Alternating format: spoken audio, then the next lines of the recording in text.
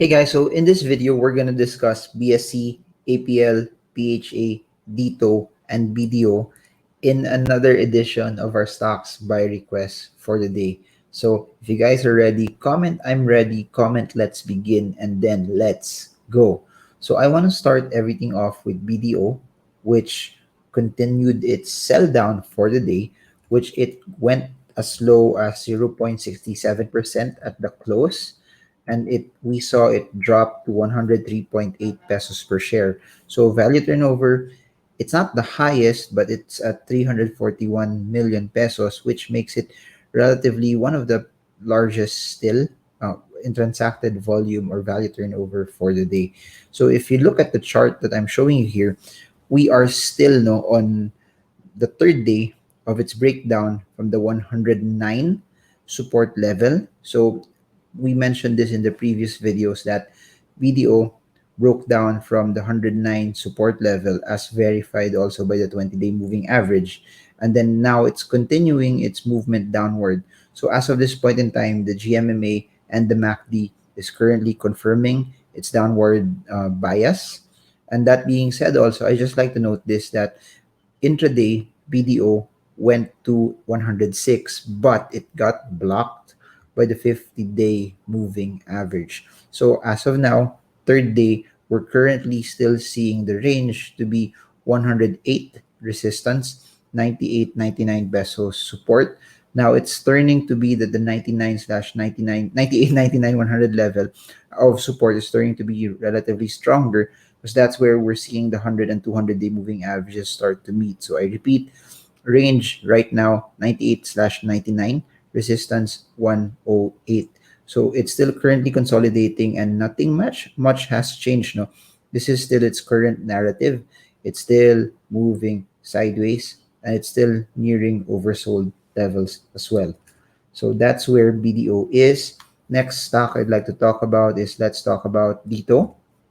Uh, on the video prior to this, we had two economists, Alvin Ang of the Ateneo and also Carlo Asuncion, top economist of Union Bank, share their insights on the impact and effect of the third telco in the Philippine economy. So you can watch that.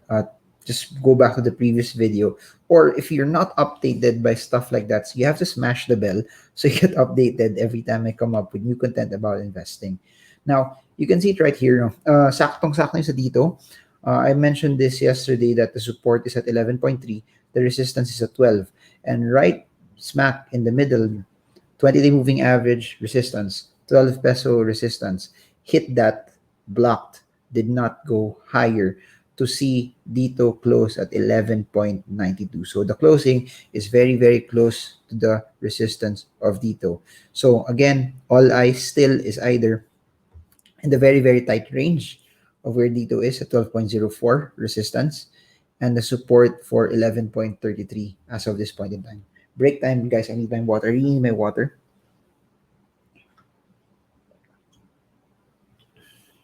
So tomorrow, if it does not break out from 12.04, possible narrative for Dito is it would stay in this particularly thin range. If it breaks out, then again, the move back to 14 is still pretty much in play. RSI is close to oversold levels. MACD is still consolidating, but main dynamic, at least longer trend for it, is it's still pushing in a longer term uptrend, but it's just consolidating, and it has been at that level since January 2021. So that's where we are right now for Dito. Dito, by the way, was up 1.36%, closed 11.92 pesos per share. Value turnover started to weaken, no, 287 million pesos for the day. Normally, you would see it, especially on its heydays when it was pushing massively up, you would see it go as high as a billion plus. There was a time yata nag 2 billion pa siya. So things are, the attention as of today is not, in my opinion, in Dito, in relative to how big its value turnover was the past few weeks. Anyways, let's continue. Now let's go to the three stocks that have been massively talked about, that have been traded massively by retailers, by the local market, and a lot of people are just pegging whatever movement to just mainly price action. Talk about BSC, APL, and PHA. Comment below. I'm so curious, by the way, what do you like more here? Is it BSC, APL, or PHA? And what did you guys trade over the past few days? Anyways, let's start this off with PHA. So PHA, looking at the data that we have, it's down 9.72%, closed 300, value turnover 366 million, and it closed at 1.95 pesos per share. So as you can see it right here, the downward push is still holding in this small support level that I plotted yesterday. So the current trajectory, the current range is still in play. This small support level that I placed at the 1.91 level is still intact. Your resistances are either this one, the previous support of this upward push, which is now a resistance, to the main one to the two at the 2.9 level. So it's still quite clear now that as of this point in time, we're currently seeing PHA still move sideways as of this point in time. And again, if this line that I pegged here at the 2 peso 1.9 level does not hold, landing spot could be at the 1.22 level for PHA. We're seeing 100, 200, and 50-day moving average already start to show also lessen momentum or weakness in terms of its push, and that's why we're seeing it consolidate at the levels at where it is right now. So next stock I'd like to talk about is APL. But before I continue with APL, just a quick announcement: StockSmart's Manila, it's having its first run this weekend. The link is in the description below, but it's very very small people. It will be in BGC, so I hope to see you guys there as we start now and at least restart doing things the way we used to do it prior to this pandemic. But again, it will be under the I guess it's different because we can't really have a lot of people. So smaller space, smaller people, large spaces. But it would be nice to see subscribers there as well. So see you there. If you want to know more, link is in the description below. So last two stocks is APL. This stock also got massively moved today, though it got blocked by the 20-day moving average. As you can see right here, the stock opened at 0.24.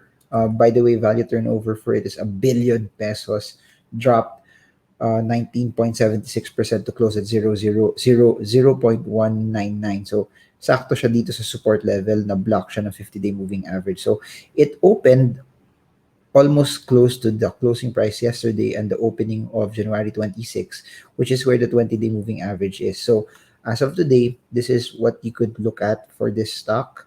Support is 0.196, resistance is 0.25, which is where the 20-day moving average is, and the next resistance is at 0.29. So of course, the resistance at 0.445 is there, but for those looking at it from a short-term perspective, 0.29 resistance, 0.25 resistance, 0.196. If that does not hold, possible landing spot would be around short term 0.142 for APL. And again, it's showing us clearer verification that this upward push that started early December has been broken, and it's either starting to consolidate right here, or if the 0.196 level does not hold, we may see more movements downward for the stock. But as of this point in time, we could say that it's consolidating. Support is 0.196, resistance is at 0.25 and 0.29 for APL. So comment below if you're learning, comment if this is something that's helping you.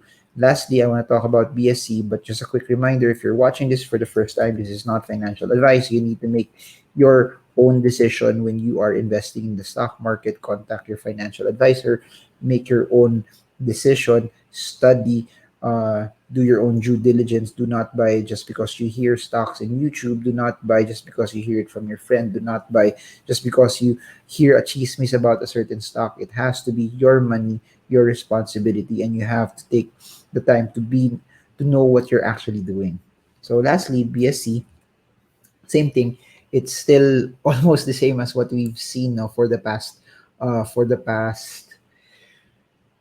for the past days, where we saw BSC, APL, and PHA start to move up. So that's what we're also seeing for That's what we're also seeing for BSC.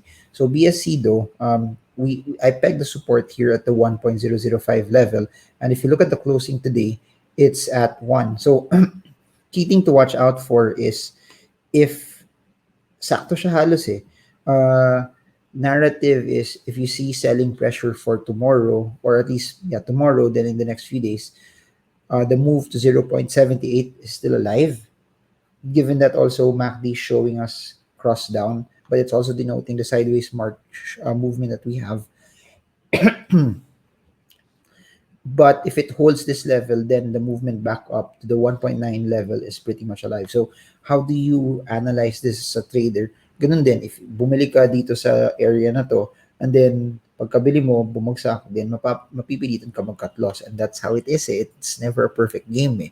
But if you bought here and then it continues to go up, then you could hold and set your target price to where the resistance is. If you notice what I've been doing and showing you over and over and over, it's mainly it won't tell you to play a perfect game, but it will tell you kung tama ka, huwag mo muna ibenta, hold mo muna, kung mali ka, mag-cut loss ka na. And that's what technical analysis is.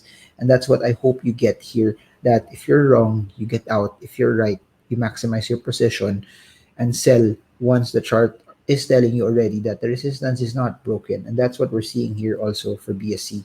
And please remember, I'm analyzing all of this from a technical analysis point of view, because primarily, at least for BSC, APL, and PHA, I have not really analyzed the fundamentals of this stock because they're not also in my long-term core portfolio that I would allocate stocks for the long term. So that's why when people are asking me what's my take on it, it's purely based on a technical analysis perspective. And it shows you also that if you are a trader, pwede ka rin naman mag-stocks basta meron kang pinanghahawakan.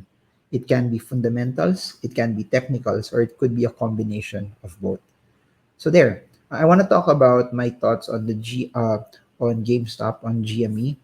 But for those who are not investing in US markets, or you don't you don't know what's happening there, you can end the video right here. But I got so many questions from a lot of subscribers asking about my thoughts about it. So if you want to know my thoughts about it, then feel free to still stay, or at least, but yung tinatanong pala what happened. So kukwento ko lang at the shortest possible time so that you also guys get context. So no, so what happened was this. There were a lot of hedge funds that were shorting GME. So basically, for those who don't know what a short is you making money when markets go down. Basically, you're borrowing shares from a broker. If you're borrowing shares from a broker, you pay interest. But since you're borrowing shares, when it goes down, you get to buy them back at a lower price and then you profit from the difference. So meaning, you buy a stock at 10 or you short a stock at 10, hinihiram mo na siya at 10. When it goes down to 8, you buy back the stocks. You buy back the stocks at 8, then kumita ka dun sa 2 na difference. So that's the difference when you do a short. So meaning, you are believing that the stock is going down. So there were a lot of people from hedge funds that were thinking that the stock wasn't gonna go wasn't got hit by the pandemic. Their brick and mortar stores got affected, and they believe that GameStop would not go anywhere. It's not gonna do good. So they shorted it. Then people from Reddit saw that there were a lot of shorts there, and what they did was they tried to squeeze it, meaning to make it super simple. This is not. It's really medyo complicated if you try to understand it, especially if you're not doing shorts. But what they did was they tried to buy it up.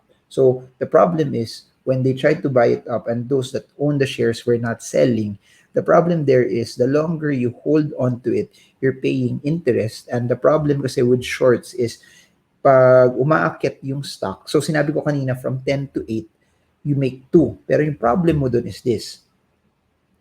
Yung yung chance mo to lose money is unlimited. What do I mean by that?